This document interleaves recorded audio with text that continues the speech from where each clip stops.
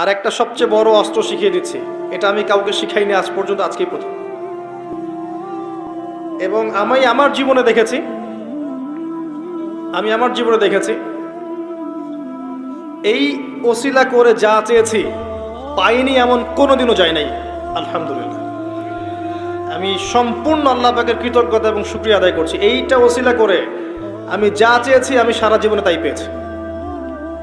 এবং আমি বিশ্বাস করি আমি যা পেয়েছি, এই বয়সে আমি যা পেয়েছি, আল্লাহ পাক কোটি কোটি মানুষকে তা দেন নাই।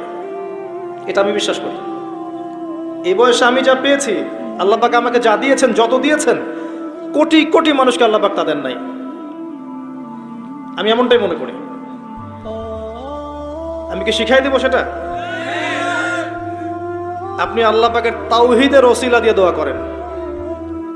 দোয়া করতে করতে আল্লাহকে বলেন, আল্লাহ তোমার তাওহীদের কালিমা লা ইলাহা ইল্লাল্লাহ এর ওসিলা করে তোমার কাছে আমি চাচ্ছি, আপনি পাবেন ইনশাআল্লাহ। যদি আপনার রিজিক হালাল হয়, যদি আপনার আকীদায় শিরক না থাকে, যদি আপনার আমলে বেদাত না থাকে, ইনশাআল্লাহ পাবেন। এরপরেও দুটা কথা আছে, সেটা হলো যদি দেখেন পান নাই, ইনস্ট্যান্ট পান নাই, মনে করবেন না দোয়া কবুল হয় নাই। এমনও দোয়া আছে যে আমি 10 বছর থেকে করছি এখনো পাইনি। এমনও দোয়া আছে আমি নিজেই 10 বছর থেকে করছি, আমার কাছে মনে হয় 2009-10 সাল থেকে আমি করছি, এখন পর্যন্ত পাইনি, ইনশাল্লাহ পাবো। তো ইনস্ট্যান্ট সব পেতে হবে এমন নয়। যদি দেখেন পান নাই, তার মানে 3টা বিষয় ঘটেছে। একটা, বান্দা দোয়া করেছে, সাথে সাথে কবুল করা হয়নি, আপনাকে এটা উপযুক্ত সময় দেয়া হবে ইনশাআল্লাহ।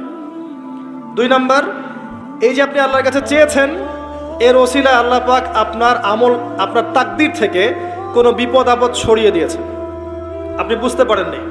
আপনি দোয়া করেছেন, হয়তো মনে হচ্ছে আপনি পান নাই, কিন্তু এর ওসিলায় আল্লাহ পাক আপনার তাকদীর থেকে কোনো বিপদকে মিটিয়ে দিয়েছেন, আপনি বুঝতে পারেননি। আরেকটা হচ্ছে, দুটার কোনোটাই হয়নি, পরকালে কিয়ামতের মাঠে আল্লাহ আপনাকে দিবেন জন্য জমা রেখেছেন।